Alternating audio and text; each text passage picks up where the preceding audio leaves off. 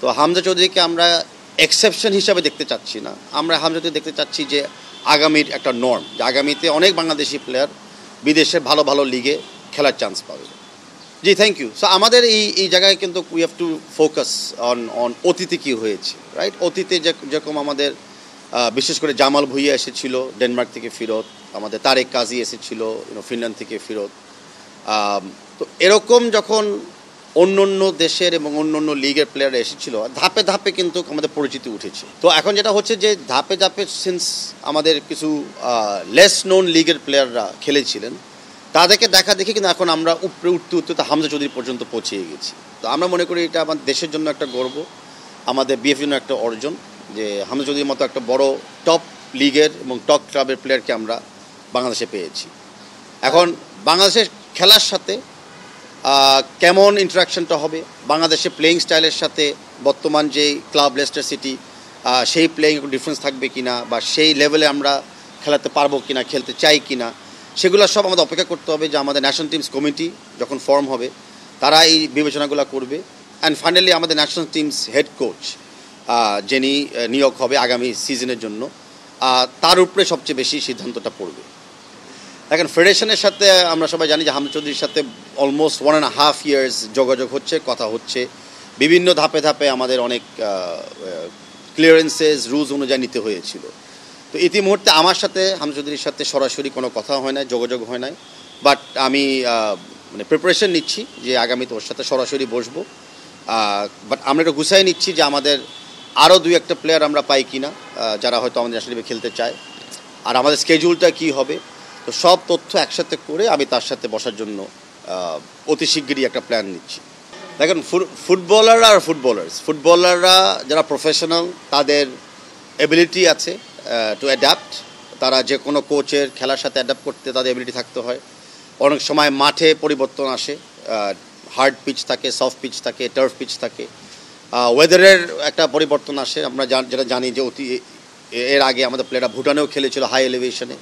তা আমাদের প্লেয়ারদেরও অনেক অ্যাডাপ্টেবিলিটি আছে। And likewise I am sure বিদেশে যারা খেলে সেই বাংলাদেশি প্লেয়ারদেরও কিন্তু অনেক অ্যাডাপ্টেবিলিটি আছে। কিন্তু দ্যাটস নট ইম্পর্টেন্টটা হলো যে যার পক্ষে আমরা খেলবো, যেই ভেন্যুতে আমরা খেলবো, সেই জায়গায় আমরা অ্যাডাপটিভ হব কিনা। অ্যান্ড আমি আশাবাদী, অ্যান্ড আমরা প্রিপারেশনের সময় সেই জিনিসটা মাথায় রাখবো যে আমরা আওয়ে ম্যাচগুলোতে কী কন্ডিশনে আমাদের খেলতে হবে, যেন সকল প্লেয়ার ওই কন্ডিশনের জন্য অ্যাডাপটিভ হতে পারে। সেটা আমাদের প্রিপারেশনের প্ল্যানিংয়ে থাকবে। আমি এখন ইন্ডিভিজুয়ালি কোনো প্লেয়ারের ব্যাপারে বলতে চাচ্ছি না, কারণ অনেকগুলো প্লেয়ারের ব্যাপারে অনেকগুলো স্টেজেস আছে, অনেকগুলো প্লেয়ারদের তাদেরও নিজস্ব কিছু ক্লাবদের সাথে ক্রাইটেরিয়া আছে of disclosure and non disclosure. আমি কারো ব্যাপারে কোনো কথা বলে এই মুহূর্তে অগ্রিম কোনো তথ্য দিতে চাচ্ছি না, যেটা হয়তো পরবর্তীতে সত্য না হতে পারে। দেখেন, আমরা তো ডেফিনেটলি ভেরি হ্যাপি, অ্যান্ড আমরা এগ্রি করি যে যেই সকল ইন্টারন্যাশনাল প্লেয়ার্স আমাদের টিমে আগামীতে খেলবে, এটা আমাদের দেশের এবং আমাদের ন্যাশনাল টিমের মানটা অনেক উচ্চ করে নিয়ে যাবে। কিন্তু এই মুহূর্তে আমরা ব্র্যান্ড ভ্যালু নিয়ে চিন্তা করতেছি। এই মুহূর্তে আমরা চিন্তা করতেছি উইনিং স্ট্রিক নিয়ে। আমরা চাই, যেটা আগেও বলেছিলাম, যে আমাদের ন্যাশনাল টিম একটা কনসিস্টেন্সি দিবে, কনসিস্টেন্টভাবে তারা খেলবে, অ্যান্ড আমরা ম্যাচ জিতবো। আমরা ওই আগে কম গোল খাওয়া মেন্টালিটি বা হেরে যাওয়া মেন্টালিটি বের হয়ে আসছে, আমরা জিতা মেন্টালিটি আমরা সুইচ করে যাচ্ছি। সেটা হলো মোস্ট ইম্পর্টেন্ট। এরকম প্লেয়াররা যখন আসে, তো সেই প্লেয়াররা ব্র্যান্ড ভ্যালু হচ্ছে মোর ইম্পর্টেন্ট। আমাদেরকে প্লেয়ারদের কনফিডেন্স বাড়ানোর সহযোগিতা করে, আমাদের মেন্টাল স্ট্রেংথ বাড়ানোর সহযোগিতা করে, অ্যান্ড ডেফিনেটলি ফ্যানদেরকে আরেকটা আকর্ষণীয় রিজন দেয় খেলা দেখার জন্য, মাঠে আসার জন্য এবং টিমকে সাপোর্ট করার জন্য। এখন আমাদের বর্তমান বাংলাদেশ প্রফেশন কমিটির মাধ্যমে আমরা একটা ফুললি ডেডিকেটেড মার্কেটিং কমিটি তৈরি করে ফেলেছি। তার পাশাপাশি আমাদের আরও অনেকগুলো সাপোর্ট কমিটি থাকবে, যারা Bangladesh football federation, in general বাংলাদেশের ফুটবল, আর কিছু কিছু টপ ক্লাব সবাইকে নিয়ে আমরা ফুটবল একটা ব্র্যান্ড রেকগনাইজেশনটাকে আমরা আরেকটু শক্তিশালী করব। ইতিমধ্যে আমি অনেকগুলা তথ্য শেয়ার করছি না, কারণ ইন প্রসেস আছে। বাট 2-1টা এক্সাম্পল বলতে পারি যে আমাদের যেমন মহিলা দলের ব্যাপারে আমাদের ব্যাপক আমরা সাড়া পাচ্ছি, যে আগামী স্পন্সররা অনেকে এগিয়ে আসছে, একটা ভালো কম্পেনসেশন অ্যামাউন্টের ব্যাপারেও কিন্তু কথাবার্তা হচ্ছে। সো ব্র্যান্ড ভ্যালু বা আমাদের উপরে যে ট্রাস্ট বা খেলার উপরে যে প্যাশন, সবগুলোতে আমরা খুব positive and very high positive indicator আমরা দেখছি। যখন সময় আসবে অতি শিগগিরই আসবে, আমরা আপনাদের সাথে স্পেসিফিক ডিটেলসগুলো শেয়ার করব। দেখেন, আমরা এখনও নতুন বা পুরান কোচ নিয়ে আমরা এখনও কথা বলছি না। আমরা প্রতিটা দিন কন্ট্রাক্ট অনুযায়ী আমরা এগিয়ে যাচ্ছি। তো বর্তমান আমাদের ন্যাশনাল টিমের কোচের কন্ট্রাক্ট আছে 31 ডিসেম্বর পর্যন্ত। তো 31 ডিসেম্বর পর্যন্তই আমরা একটা কোচকে নিয়ে কথা বলছি, সেটা হলো আমাদের কারেন্ট কন্ট্রাকচুয়ালি যে কোচ আছে। আমরা জানুয়ারি 1 তারিখ থেকে আমরা নেক্সট সিজনের কোচের ব্যাপারে আমরা কথা বলবো। অ্যান্ড তখন অবশ্যই সিদ্ধান্ত যেটাই হোক, যেমনি হোক, আপনাদের সাথে আমি শেয়ার করবো। দেখেন, আমাদের খালি কোচের পারফরমেন্স মূল্যায়ন করলে হবে না। আমাদের কোচের পারফরমেন্স, খেলার পারফরমেন্স, টিমকে যে ধরনের রিসোর্স দেওয়া হয়েছে, সব কিছু বিবেচনা আমাদের করতে হচ্ছে। তো আমি মনে করি যে অল্প সময় আমি পেয়েছি, এখনও মূল্যায়ন করার সময়টা আসে নাই। তবে অনেক তথ্য, ডাটা, কম্পারেটিভ স্টেটমেন্টস, সেগুলো আমি নিচ্ছি। ন্যাশনাল নিউজ কমিটিও সেগুলো নিবে। সেটা বিবেচনা করে আপনাদের সাথে আমরা শেয়ার করব যে আমরা আসলে কিভাবে বিগত 1 বছর আর তার আগে যে 2 বছর কন্ট্রাক্ট ছিল সেগুলোকে আমরা মূল্যায়ন করেছি। হামজা চৌধুরীকে নিয়ে আমার অনেক আশাবাদ আছে। প্রথমটা হলো যে আমাদের টিম আরেকটু শক্তিশালী হবে। বিশেষ করে আমাদের since Hamza Chowdhury defensive player, আমাদের ডিফেন্স ম্যানেজমেন্ট অর্গানাইজেশন হবে। বা দেন ন্যাশনাল টিম তো 11 জন নিয়ে খেলতে হয়। তো 11 জন নিয়ে খেলার সাথে তো আমাদের অ্যাটাকিং সাইডেও আমাদের শক্তিশালী করতে হবে, খালি ডিফেন্ড করলে তো চলবে না। হামজা চৌধুরীকে আমার আরেকটা বড় আশাবাদী হলো যে এই লেভেলে বাংলাদেশি অরিজিনাল প্লেয়ারদের যাত্রা শুরু হলো, যেটা হামজা নিজেও বলেছে তার একটা বক্তব্যতে। আমরা বিশ্বাস করি অনেক ট্যালেন্টেড প্লেয়ার্স আছে বাংলাদেশের মাটিতে, অনেক ট্যালেন্ট প্লেয়ার্স আছে Italian, Bangladeshi, Italian, British, Italian, German, could be Bangladeshi, south American. তো সেরকম স্কিলফুল, ট্যাক্টফুল প্লেয়ারদেরকে আমি বিশ্বাস করি যে হামজা চৌধুরী ইন্সপায়ার করবে বাংলাদেশের জার্সি পরে খেলার জন্য আর বাংলাদেশের পতাকা হাতে রাখার জন্য। এখানে কোনো ক্রেডিটের ব্যাপার না, এটা ধারাবাহিকের কথা। আমি আমার প্রথম বক্তব্যতে যখন প্রেসিডেন্ট নির্বাচিত হয়ে আমি বলেছিলাম যে আমি বিগত কমিটিদেরকে, বিশেষ করে লাস্ট কমিটিকে ধন্যবাদ জানাই। ওনারা একটা কন্টিনিউয়াস প্রোগ্রামে একটা শান্তভাবে নতুন কমিটিকে হ্যান্ড ওভার করে প্রসেসটা দিয়েছে। তো এই সব অসমাপ্ত কাজ যেগুলো ছিল সেগুলো প্রসেসে ছিল বলে আমরা সমাপ্ত করতে পেরেছিলাম। সো কেউ উদ্যোগ নিবে, কেউ কমপ্লিট করবে, এরকম আমরাও এই কমিটির মাধ্যমে অনেক উদ্যোগগুলো নিব, সেটা নেক্সট কমিটি আশা করি কমপ্লিট করবে।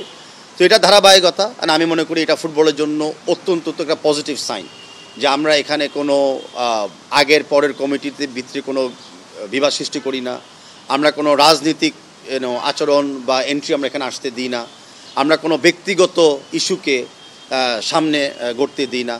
তো এই কালচারটা আই হোপ আমিও বজায় রাখতে পারবো, অ্যান্ড আমি বিশ্বাস করি এর পরের থেকে ফুটবলটাকে আরও উন্নতমান আমরা করতে পারবো। আমার এই মুহূর্তে কোনো বিষয়তে ক্লিয়ার করার কোনো তথ্য নাই, কারণ আমরা এখনও প্ল্যানিং স্টেজে আছি। আমি অ্যাপোলোজাইজ করি যে আপনাদের অনেক প্রশ্নের উত্তর আমি এখন দিতে পারছি না। বাট এএফসির আমরা স্কেজুল মাত্র পেলাম, এএফসি কোয়ালিফায়ার্স কাপের স্কেজুল পরে আমরা আমাদের প্ল্যানিং শুরু করে দিয়েছিলাম। প্ল্যানিংয়ের ইন প্রিন্সিপাল থাকবে অবশ্যই ফ্রেন্ডলি ম্যাচ, কিন্তু ফ্রেন্ডলি ম্যাচটা ক্লোজ ডোর হবে। আমরা ডেফিনেটলি ভিডিও বা আউটসাইডার স্কাউটদেরকে সেখানে অ্যালাউ করতে দিব না। আমরা ইন্ডিয়া ম্যাচটাকে ভেরি ভেরি ভেরি ইম্পর্টেন্স হিসেবে দেখছি। আপনারা জানেন যে ইন্ডিয়া আমাদের গ্রুপে হলো টপ সিডেড টিম, পট 1 থেকে তারা এসেছে, আর একটা টিমই কিন্তু গ্রুপ থেকে কোয়ালিফাই করবে। তো ফার্স্ট ম্যাচ যদি আমরা ভালো করতে পারি, ডেফিনেটলি আমরাও গ্রুপ চ্যাম্পিয়ন হিসাবে একটা স্বপ্ন দেখার বাস্তবায়নতে আমরা এগিয়ে যাব। আর রিগার্ডিং প্ল্যানিং প্রিপারেশন আমাদের লিগ 1 যখন শেষ হবে জানুয়ারি 25 তারিখে, তারপরে আমরা ন্যাশনাল টিমে কল আপ করবো, অ্যান্ড আমরা একটা অলমোস্ট 4 সপ্তাহের প্রোগ্রামে আমরা হাতে নিতে যাচ্ছি। বাট এগুলোর প্রিন্সিপাল কথা বলছি, বাট এক্স্যাক্ট ডিটেলস, কার সাথে খেলবো, কবে খেলবো, কোথায় খেলবো, কবে যাব ইন্ডিয়াতে, এগুলো সব আমরা আরেকটু সময় নিয়ে আপনাদেরকে বলবো। ইয়েস, আমাদের বর্তমানে 3টা এডিশনাল মাঠ আছে, স্টেডিয়াম আছে, যেখানে আমাদের স্বীকার করতে হয় যে বাংলাদেশের টপ প্লেয়ারদের জন্য ওই খেলা উপযুক্ত নয়। ব্যাপারটা আমরা দেখছি। আমরা মাঠটা আনফর্চুনেটলি লিগ শুরু হওয়ার জাস্ট 2-1 দিন আগে আমরা পেয়েছি। এটা ব্যাপারে আমরা নিয়মিত ন্যাশনাল স্পোর্টস কাউন্সিলের সাথে যোগাযোগে ছিলাম এবং আছি। আমি আমার ফ্রাস্ট্রেশনটা ন্যাশনাল স্পোর্টস কাউন্সিলের সাথে সরাসরি ওপেনলি শেয়ারও করেছি যে এভাবে যদি তারা আমাদেরকে লাস্ট মোমেন্টে মাঠ দেয়, তার ভিতরে মাঠ দেওয়ার পরেও, বরাদ্দ দেওয়ার পরেও কিন্তু কুমিল্লা স্টেডিয়ামটা আবার একদিনের জন্য তারা চিঠি আকারে আবার ফেরত নিতে যাচ্ছে। এখন মাঠ মেরামত করা, মাঠ মেরামত রাখা, মাঠ কোয়ালিটি বজায় রাখা হলো বাংলাদেশ ফুটবল ফেডারেশনের দায়িত্ব ফর শিওর, কিন্তু মাঠ নষ্ট করার অধিকার তো অন্য কাউকে দেওয়া যায় না। আর আমরা খালি মাঠ নিয়ে চিন্তিত না, আমরা আবারও বলছি, আমরা বড়ালো ফুটবল ফ্যানদেরকে নিয়েও আমরা চিন্তিত। তাই খালি মাঠ ঠিক করা আমাদের মূল দায়িত্ব হবে না, আমাদের মূল দায়িত্বের সাথে সাথে থাকবে স্ট্যান্ডগুলোকে ঠিক করে, যেন দর্শকরা যায় খেলাটা দেখতে পারে, একটা ভালো পরিবেশ পায়। স্টেডিয়ামের ভিতরে চেঞ্জিং রুম, বাথরুম, কনসেশন স্ট্যান্ডসের অত্যন্ত অভাব, নিম্নমান লেভেলে আছে। তা আমরা চাচ্ছি প্রত্যেকটা স্টেডিয়ামকে যেন including field, including flood light, একটা ইন্টারন্যাশনাল লেভেলে আমরা নিয়ে আসতে পারি। সেটার জন্য ন্যাশনাল স্পোর্টস কাউন্সিলকে আমাদেরকে সহযোগিতা করতে হবে। আর একবার কোনো বরাদ্দ দিলে ওরা যেন বরাদ্দটাকে আবার নিয়ে নেওয়া যায়, আমরা যেন তাহলে লং টার্ম এই দায়িত্বটা পালন করতে পারি। লাস্ট একটা প্রসেসে আছে এম এ আজিজ স্টেডিয়াম চিটাগংয়ে, আমরা সেটা প্রক্রিয়াধীন আছি বাংলাদেশ ফুটবল ফেডারেশনের আন্ডারে ডেডিকেটেড করার জন্য। আমরা আশাবাদী মিনিস্ট্রি থেকে পারমিশনটা আমরা পেয়ে যাব। সেটা যদি আমরা পাই দেন ডেফিনেটলি আমরা সেটাকে এক ইন্টারন্যাশনাল লেভেলে আমরা নিয়ে যেতে পারবো।